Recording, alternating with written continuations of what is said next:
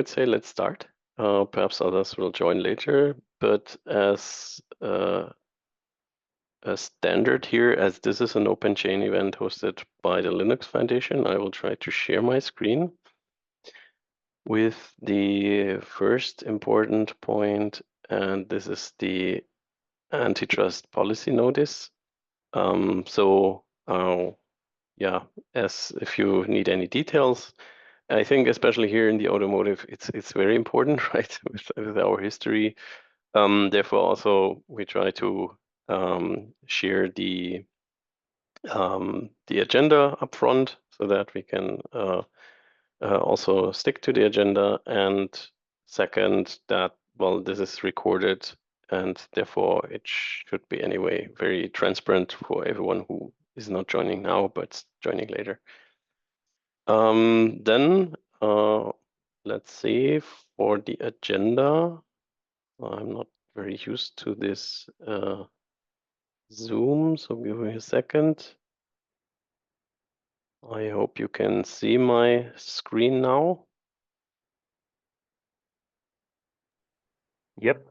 Yeah, perfect. So here, this is the agenda proposal for today. So mainly for those who couldn't participate because we made this face-to-face.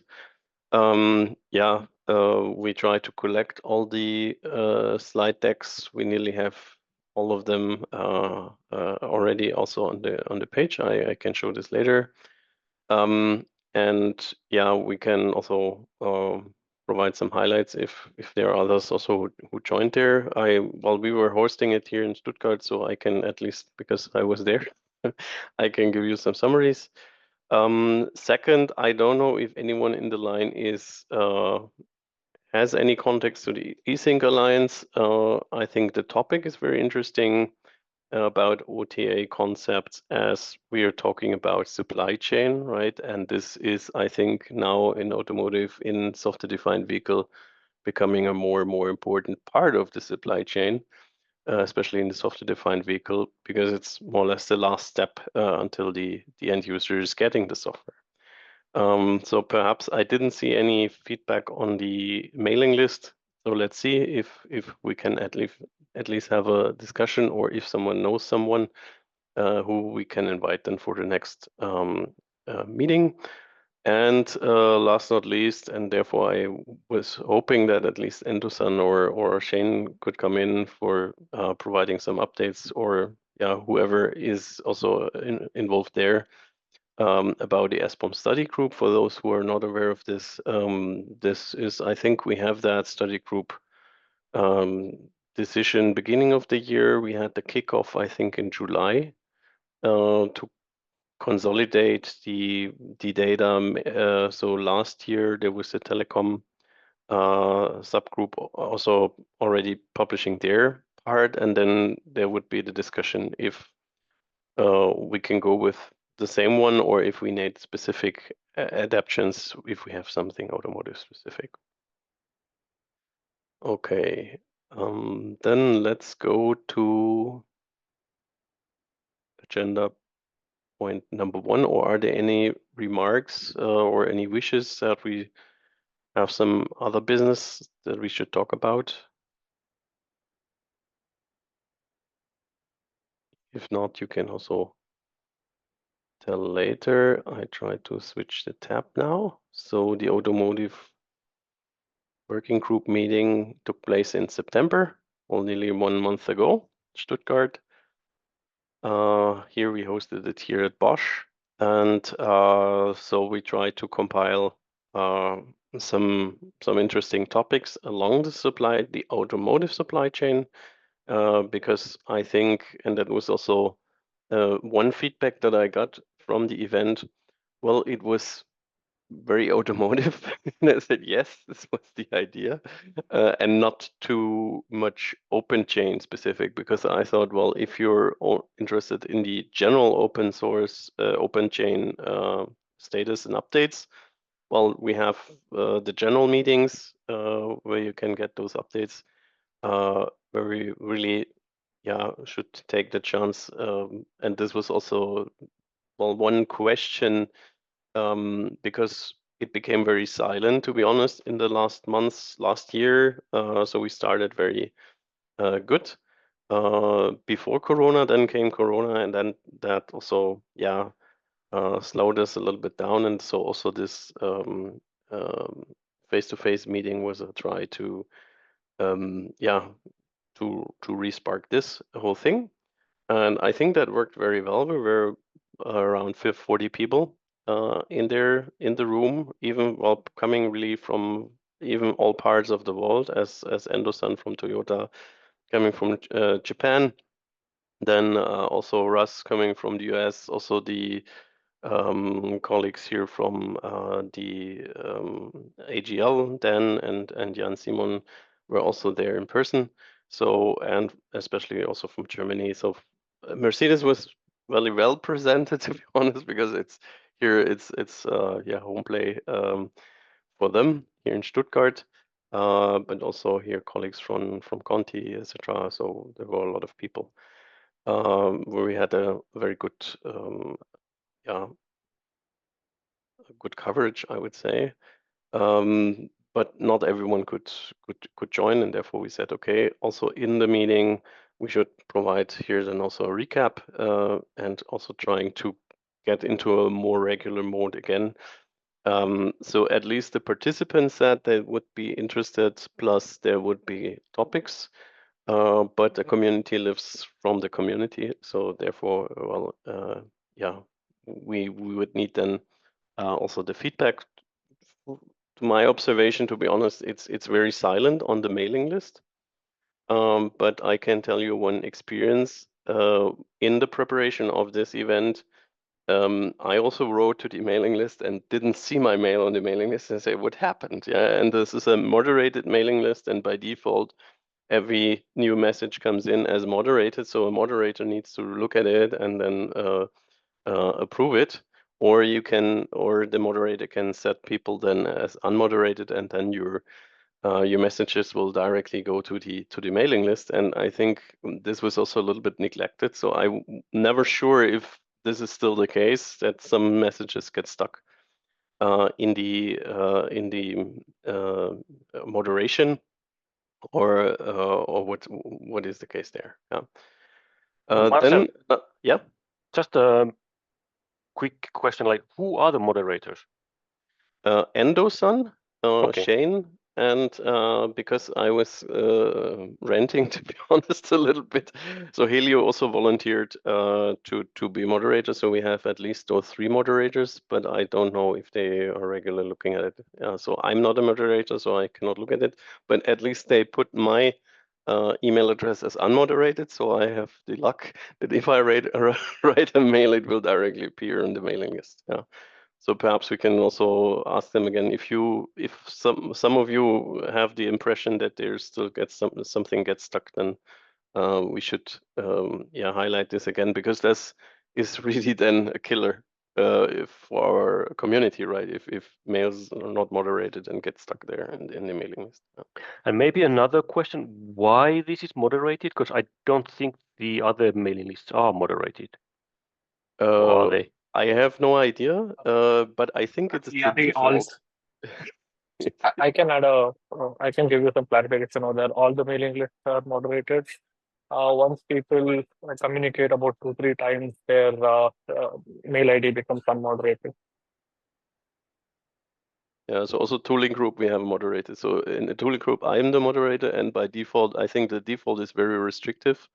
You can, once it's created, make this more, yeah, liberal. But it's as Bala said, typically you get the first email, and then you also, there's a new member on the mailing list. And if you know these people, then typically we can set them to either, and there are several levels of moderation, right? So you can say, okay, only the first or message, or then whatever, several degrees how you can do the moderation.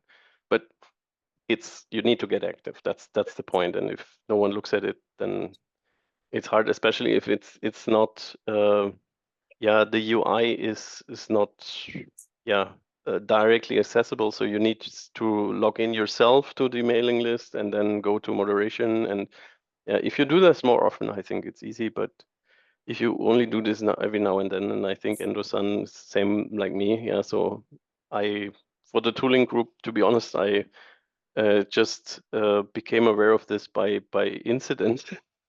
As Oliver was not there, and I saw some mails popping up and say, "Oh, what's that?" And then yeah, I saw, oh, there were some mails stuck. Yeah. But there Yeah. we should have a look at it. Also, this is good because when I was moderating the education group mailing list, we used to get a lot of spam mail. So having this moderation in place is really good. Mm. Yeah, that's the other side. Yeah, you're right. If you get a lot of spam, that's also not cool. Yeah. Yeah. Good. So, Yari, if perhaps you can also ping Shane about this, if you have the impression that this is too strict or this is not active, then perhaps, yeah. I thought Helio would. I don't know if he's on holiday, but I tried to write a mail again, or in my last mail, try to write it again. So if someone looks at it, I will recheck. Yeah, well, I'm first time now in the automotive, call in general, but I just got the impression that some other mailing lists, at least what I've been writing, they go straight through, but maybe I'm Yeah, known, because whatever. Yeah, you're very known, Yari. yeah. So that's why. You're a trusted participant. Yeah. Yeah. So I would potentially also have set you directly to unmoderated, to be honest. Okay. Yeah, so then another hint, so to come to the first agenda point, but I think it's important that we also talk about this, is that for those who are not aware, here also we try to write it at least at that point. So here I can give a little context. What happens, and this is for me also very special. So it felt, to be honest, a little bit odd because we have an open source community activity starting now that is very regional, regional to Baden-Württemberg. So this is in the south of Germany, next to Bavaria. So here the idea, and I think this is really brilliant, the idea behind that is that the Ministry of Traffic in Baden-Württemberg, so here in our region, really became aware, well, software in automotive and especially open source seems to become more and more important, right?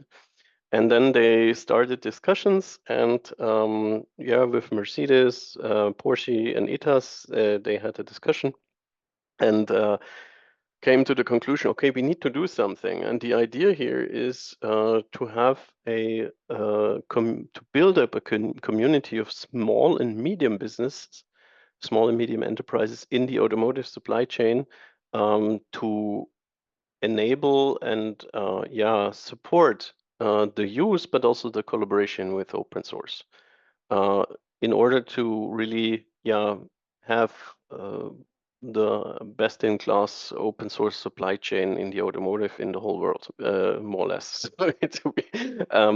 And I think this is a great thing because yeah, especially the small and medium business companies, they cannot afford huge OSPOs or whatever, so they need something, and a community could be really helpful, especially open source community where they can help each other.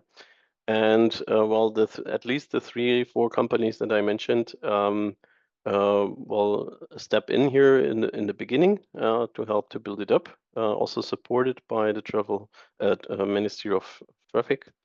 And this is what's currently built up.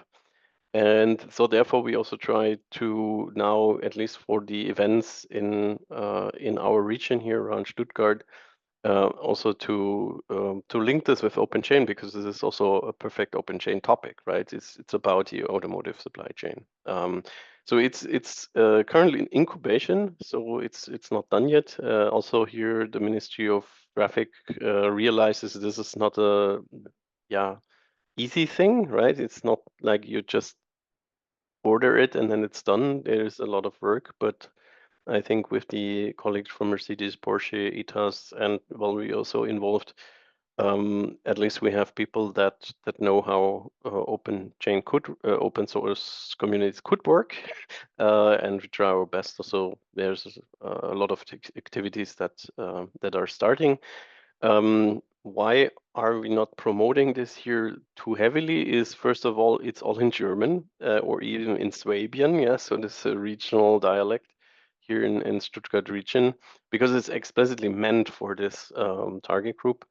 But why nevertheless I try to also promote it here as a topic in general is I think that's a cool idea potentially also for other regions in the world that could follow this this approach, especially as also here, and I guess this is also in some other non-English speaking countries, it's much easier to approach than people, especially in the small and medium business, right? That especially here in the region rather talk German than English, or there might be even people that do not know or do not fluently speak English, and then they would have a much easier access to this open source world.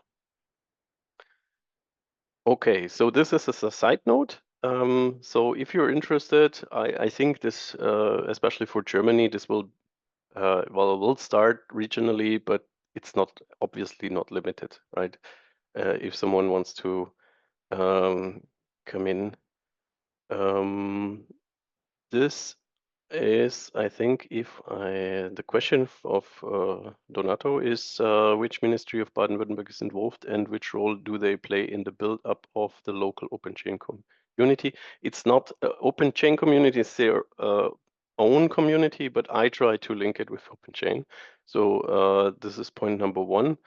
And it's the Ministry of Traffic. Now let me see if, here now this is also English. At least there's a button, but I cannot use, it's, well, it says it would be English, but it's in German, sorry. So it's the Ministry of Travel and the Ministry of Business. Here Ministerium für Wirtschaft, Arbeit und Tourismus in Baden-Württemberg, and also the Ministry of Traffic, Verkehrsministerium. So they, they sponsor this, and this is also for us new how this all works in the public sector. So for us in the private industry, the workflows are a little different, and also the timing. But I think we both learn from each other. But if Donato, don't know if you're in Ulm or in Munich. So if Bavaria would potentially copy paste this, I think that would be a good idea, or even join forces here to do this. So hopefully this will run then in 2025 latest and gain traction. Yeah. So about the wrap up here, I can share this again in the chat as well. So that you also have the links.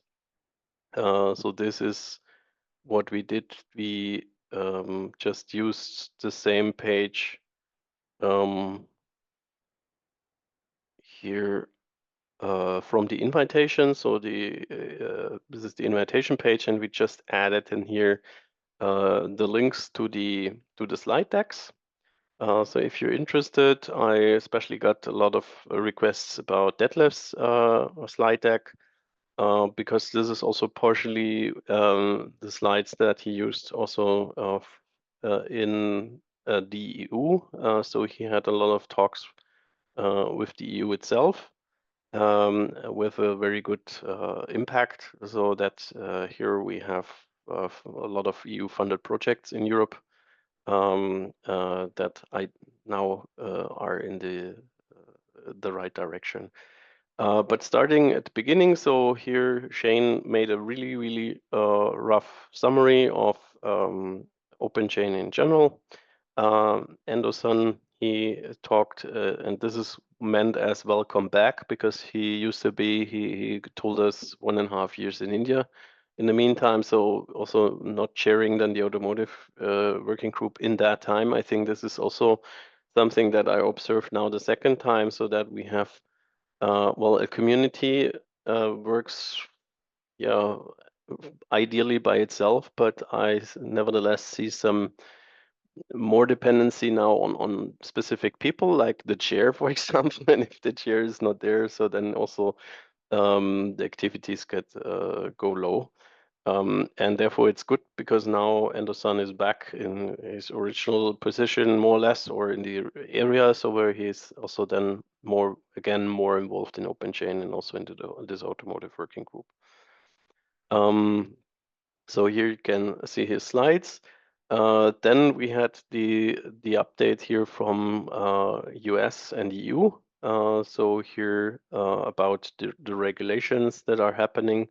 For those who are not aware, that the Open Forum Europe is currently providing a monthly summary of the EU updates, what's happening in the regulation world. That is very handy. So we have there a big table where Kieran O'Riordan is consolidating the latest progress and changes and news, so that at least not the same thing happens again that we observed here with the CRA in the last year, but that we are already involved very early. This is also a good effect, especially also from the talks with Detlef here. That's from the EU side. From the United States side here, I think Russ, he gave a very nice presentation as well to summarize this on a higher level, what happens there. I think here the NTIA is then at least from my observation, also a good hub in brackets where those requirements are consolidated. At least there was one presentation in the SPDX general meeting about what happens. So what is very interesting is that same in the EU and in the US, they seem to progress more or less in the same speed. So there's a lot of things about now the cybersecurity, the impact and all those regulations. Same with AI. Then also here in Europe, we have also this reliability thing that gets revised, this PLA. So if you are more interested in that, I think it's a good entry point to have a look at here Russ and Shane's summary. If you want to go more in detail for the EU, I would recommend then to join the OFE calls. Then this FOSS updates once a month. For US, I have no idea at the moment. Perhaps someone else can summarize who would be a good contact to get to stay up to date. And for Japan, same. I think Endo-san he talked about something, but also here I didn't observe something similar like the OFE does for EU. But I think that would be a good idea also for Japan/Asia and US to have a central overview. But this would anyway be not automotive specific, because most of the things are in general. So therefore here with the EU from Detlef to come more to this point, and here perhaps I open the slide deck, because that was, I think, a really good overview that he compiled here, where he tried to explain, first of all, the what is software? Yeah, so because that software is not software, it's there's a difference between the deeply embedded vehicles. So he built it up from starting here, deeply embedded vehicle, computer, cloud server, and mobile, that we just have different domains, kind of different ecosystems. And a second point, and I think this was also important for the EU to understand, that here there is now the change from a microcontroller based to a microprocessor based ECO, yeah, where also we have then this factor more software and also the share of open source in the right side in those microprocessor based ECUs is it's huge, and therefore also the impact for the automotive industry is heavy, right? From the classic traditional left side now getting to the right side. Yeah, so this is, I think, was a very good one, and perhaps you can see him again in some other events where he provides this talk. I think this was um, also a good starting point. So therefore, I don't know if Shane made this flow here by intent, but it was really nice to see first, okay, what are the regulations, and then with Detlef's talk also to and Russ getting some more practical hands-on examples. Okay, now we know about the regulations. What does that mean in the automotive? Yeah, so then I gave a little overview about the tool updates and the standardization activities that we currently do in the tooling. So here you can, I mainly, because I only had 20 minutes here, mainly give an overview with screenshots and also not screenshots with links because there will be the OCX in 2 weeks in Mainz, where we will present also the topics more in detail. So on the one side is that we try to set up a publicly available supply chain simulation, so that we really have a simulated supply chain that we can use then for showcasing, for testing also the tooling.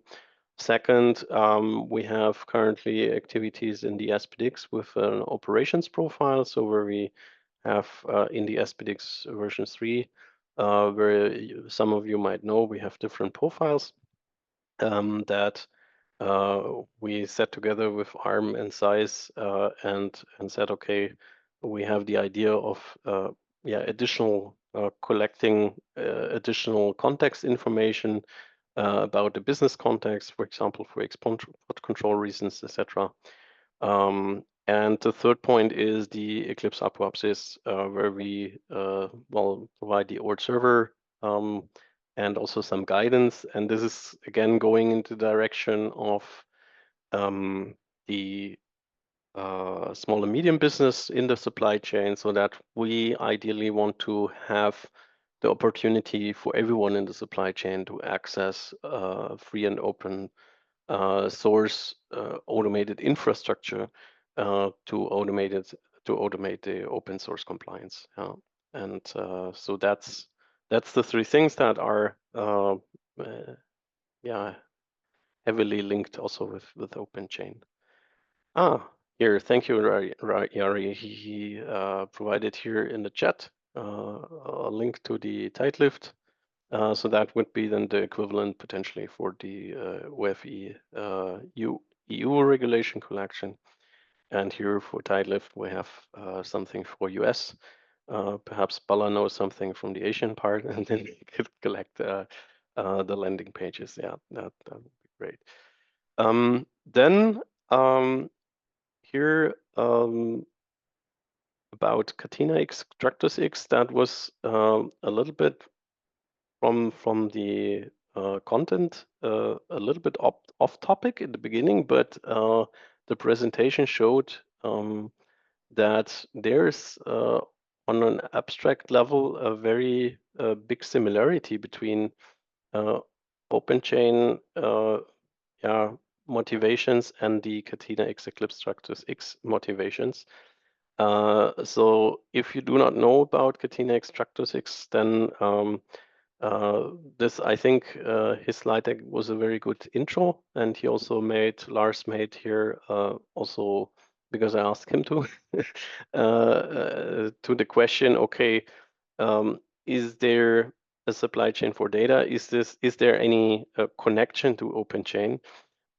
So the point is, to summarize it in my words, I think because Catena X Structures X is about collecting data about things. Yeah, so you might have heard of the digital twins that you can really, for each more or less screw in your car, have a complete history, where it was produced, by whom, where it was, what is the logistic trail, etc. So to have really a complete trail for each hardware part in your car, then you know, okay, where is the car currently running in the road. So you have full transparency, and Eclipse, Catena X Structures X, and this Cofinity X. This is a open source based business model where, I think this is also a good example how business could work based on open source. So Eclipse Structures X providing then the specification, the standard, Catena X providing then the software, and Cofinity X providing then as the operations of this system, where you can track all your parts in your car. And the funny or sad thing is, but they need to first do a digital twin of their hardware parts to enable themselves to do this. We, on the software side, it's already digital, right? But we're still fighting and getting exactly the same transparency. And this was my takeaway. So, why are they more advanced in the hardware part than we are currently in the software part? So this is, I think, if you look at it, something that makes us think about. But also there might be synergies in really applying the same methods from that they already have a lot of experience, especially also in the collaboration, because Catena X is cross company community effort, right? Then Nicole here, I think she SPDX safety profile, Linux ELISA. Here you see the footnotes, the links to her talk,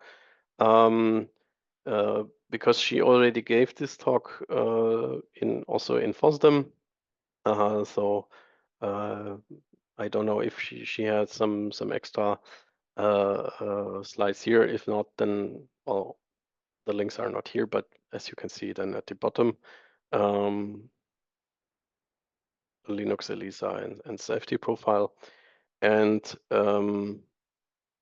I think Jan is also in the line, right? If I saw that, at least there is a Jan, so I don't know if it's Jan Simon, who gave with the hand and also it's another one.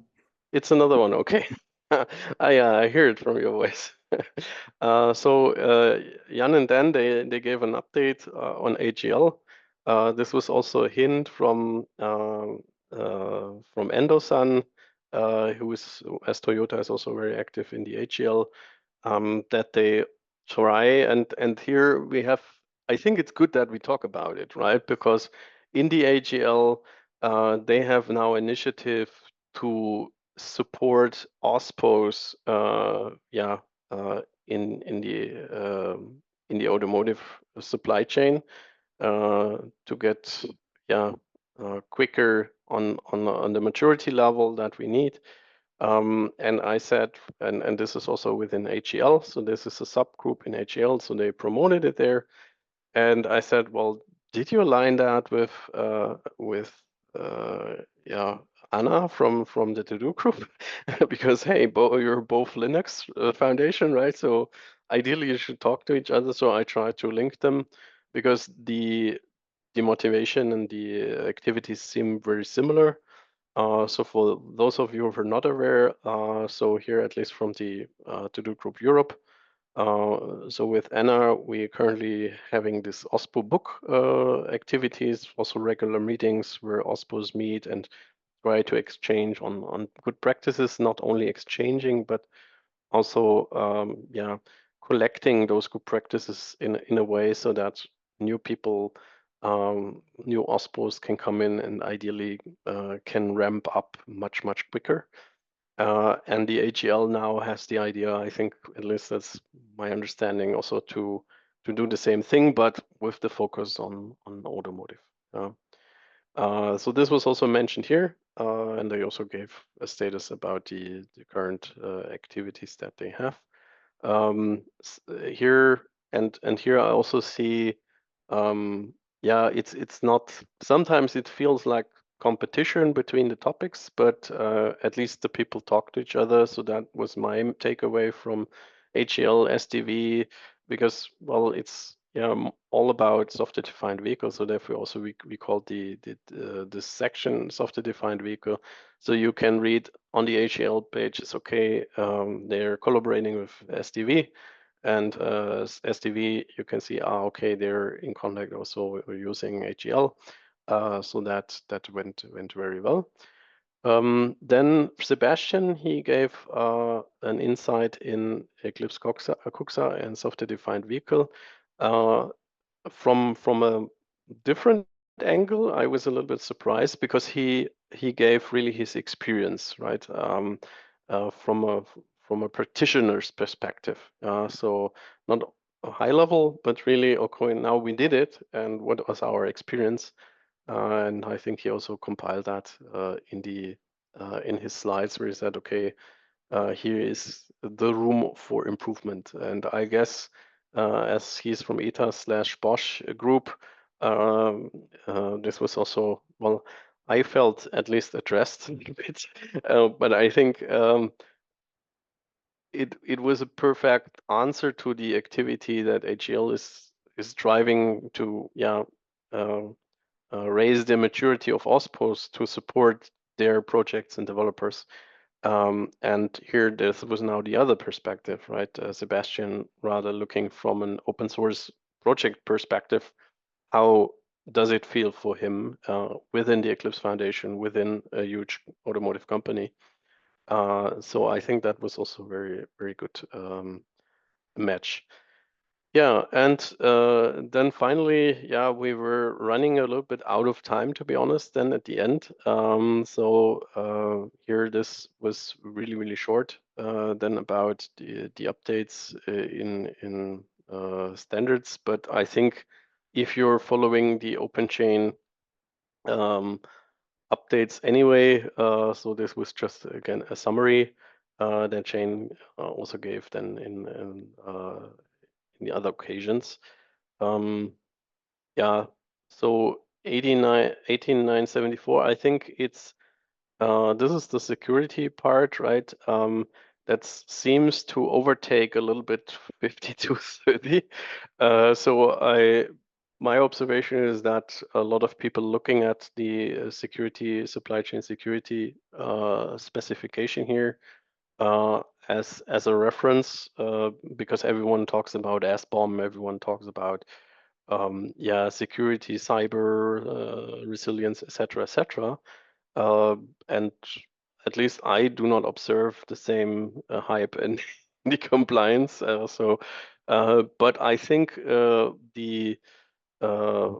it's good to have this dynamics, right? Because then we can at least rewrite with the open source compliance. Because at the end, and this is also here, I think then the summary, as we now have this SBOM study group, that at the bottom, both activities or all the activities need in first place then the transparency, right? What do you have inside your product? And then once you know what's inside, then you can judge by security, by compliance, license compliance, etc., etc. So all those non-functional requirements is then just another step, right? But if you do not know about your ASBOM, if you do not have this transparency, then you have a hard time. And so here also for the SBOM study group, for those who were not able to participate, but I think there was also meeting minutes, and I think also a recording from the July meeting, where we said also we want to be agnostic from CycloneDX, SPDX discussions, right? So we really want to primarily care about the contents, the so the interfaces that we need in the supply chain to get to this transparency. And there's also one point what we saw at Bosch, and this was also mentioned in my summary, where we said, and I think there are also some in the lines who have the same experience, that, okay, it's good to have a file format, right? But the file format only tells you what you expect as fields in the file, but it's a little bit, in some cases, vague about how the content should look like. So we have kind of semantic underdefinition in this.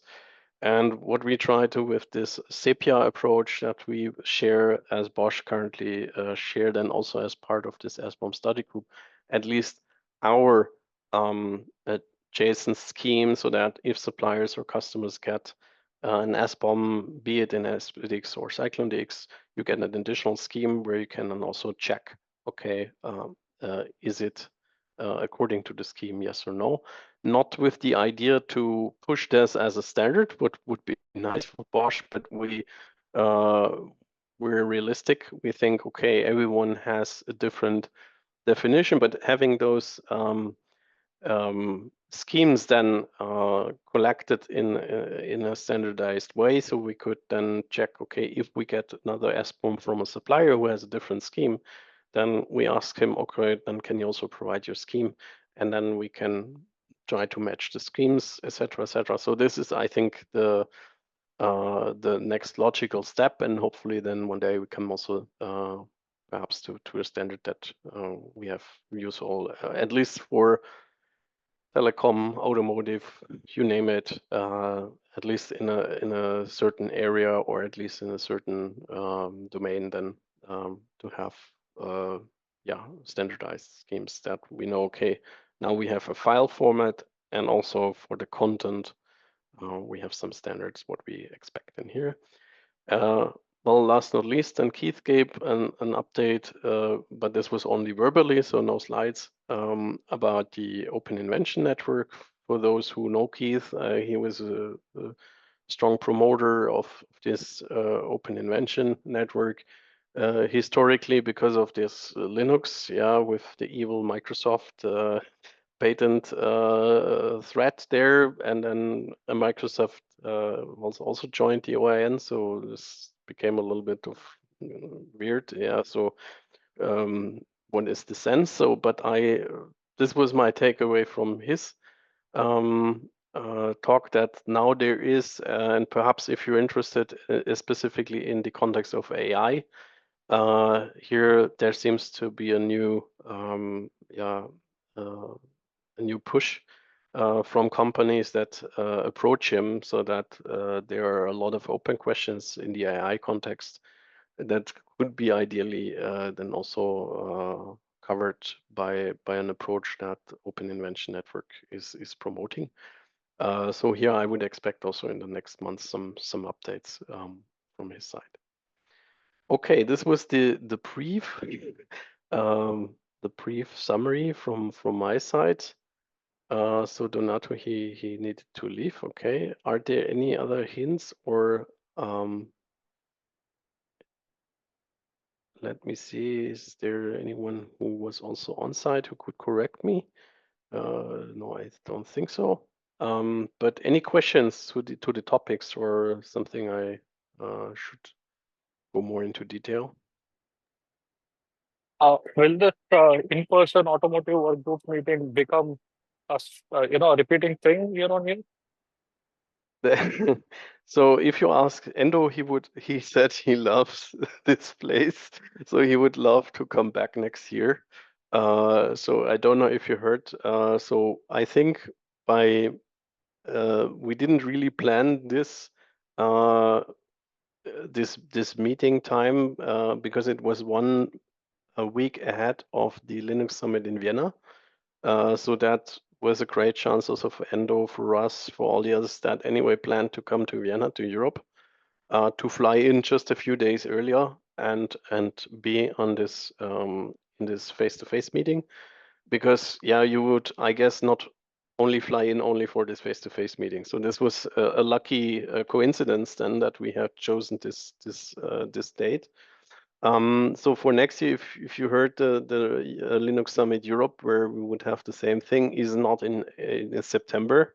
It's already in August, end of August, and I would be willing to host it again, or perhaps also others here in the region could do it, or some other region. But I think the feedback was very good, and also I think having this face to face gives you different opportunities also in the hallway tracks, etc. I think we try to compile an interesting agenda. I think that worked. So I got some good feedback about the agenda and the contents. But I think, and this I cannot summarize, is there were, and this is also what we try to have really huge breaks, pauses, etc.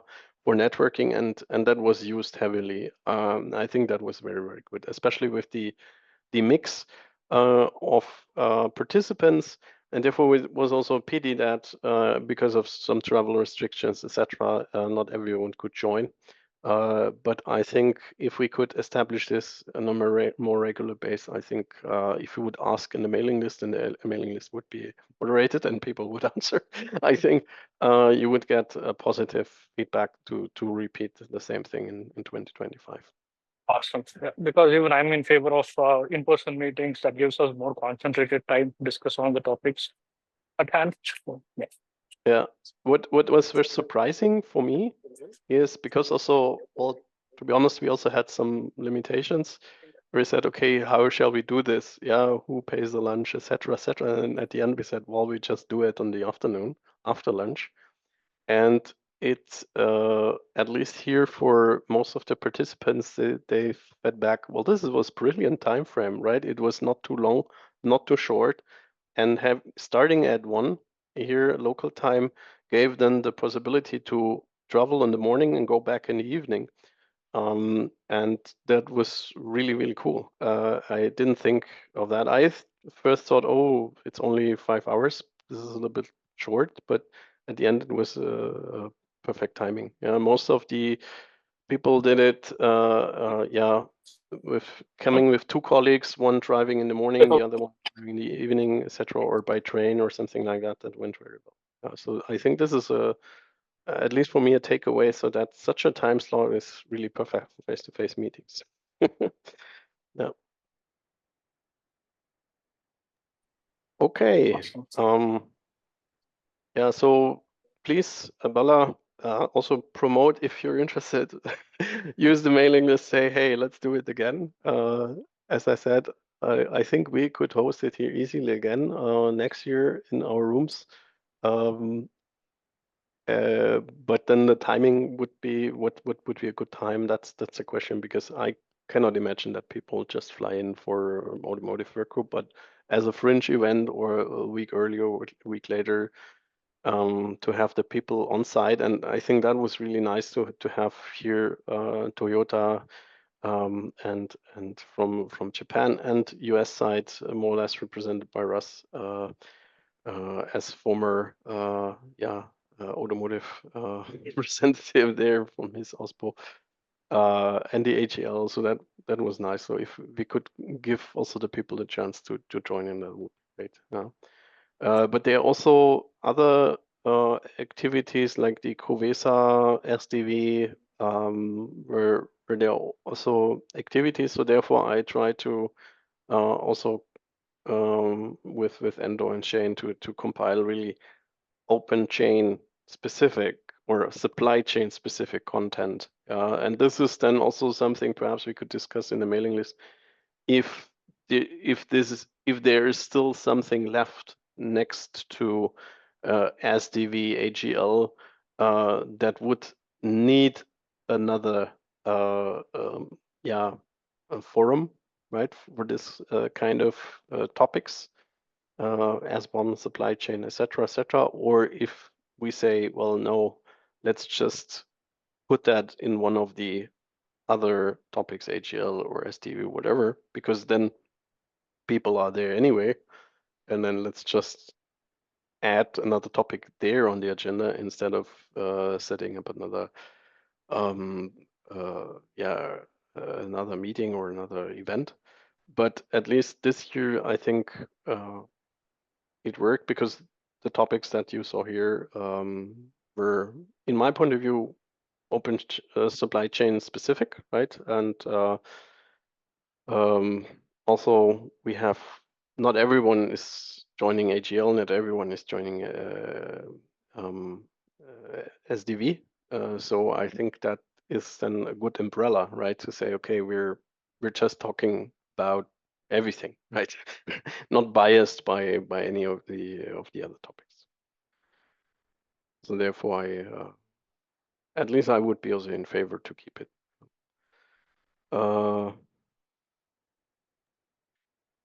That's the question from Yari about new car makers such as BYD, Geely, Tesla.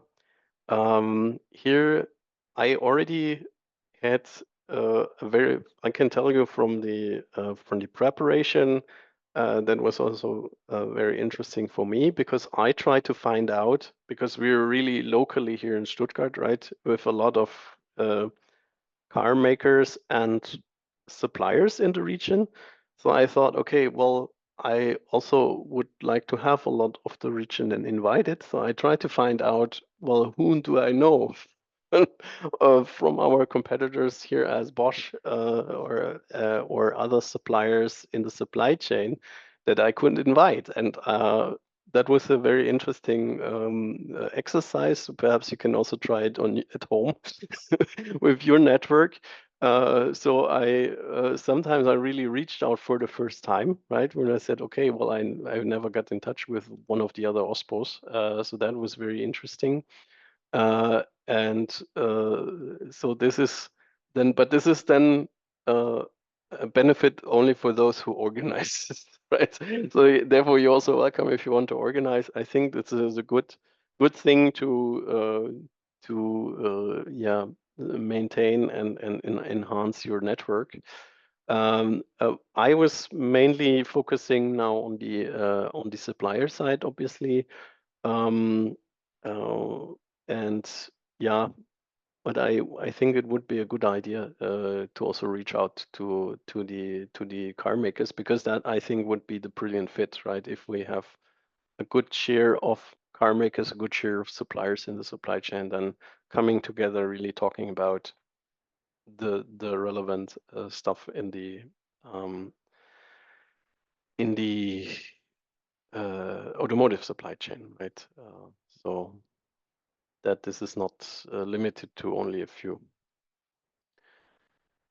Okay, that was it about the first point. So sorry, where is the today's?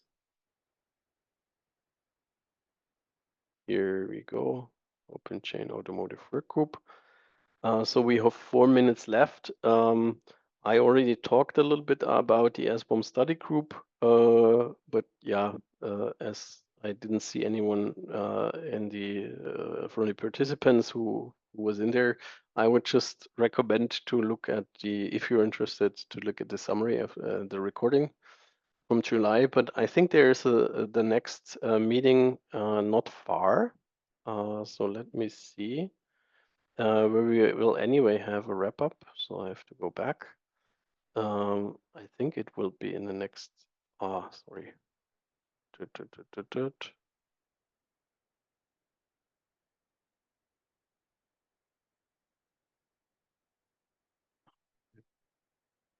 Here, supply chain AI. Here, ESPA. This is the Japanese one. It's not in there, but I thought, or is it? Japan webinar. I have to check because this is all about Japan. This is sometimes a little bit early, but I think there will be a follow-up of this study group where you get the also summaries then there, or you also join the mailing list, because there were also the summaries and updates from the last meetings. But to summarize it from at least from my point, because that was a concern, as SPDX is a sister standard and it's in the Linux Foundation, if this is then SPDX bias, no, it's not. It's explicitly the SBOM study group in OpenChain is meant to be agnostic of any standard. It should focus now in the beginning to have a look at the telco SBOM spec that was presented last time as well from Saint Etienne. Etienne, Etienne, I think is his name. From I think it's from the Marc Etienne. Yeah, sorry, Etienne. Yeah, Saint Etienne is a city. Marc Etienne, I think he's from Nokia, right? He presented it. Correct. And where we said, okay, now let's have a look at it together. If this is really telco specific, or if we can make this as a standard. So at the end, it may end up to say, okay, well, the telco spec is equal with the general SBOM spec, or yeah, we delete some parts that is only telco specific, or we have to enhance it, whatever. But at least the idea would be to have really one core that is for everyone in the SBOM spec, and then yes, you can say then at the end, okay, and here we have some telco specific editions. We could have them some automotive specific editions and so on. But the SBOM study group, first of all, would focus on this general thing. Okay, so we're at the end of time. The question for me is by chance anyone in the line who is member of the eSig Alliance or knows someone who we could invite to present this? I only had a brief look at it. I was a little bit disappointed, to be honest, that only members can see the specification. So it's not really an open source. It seems to be really this is rather such a member specific thing. But even if there's a threat that we merely get a pitch, but I think it would be worth to talk to someone from there that they presented, and that we can also say, okay, if we have an open chain standard of a supply chain, well, how shall we handle then if we have then at one point of the chain then a specification where you need to be a member of something, or worst case even pay money or something like that. So how we can handle this, I think that would be then also a good discussion for the next time. With that, I would end the meeting, and if there are no further questions, then I wish you a nice day, and yeah, let's see the next time. Thank you. Have a nice day. Thank you. Bye. Tschüss.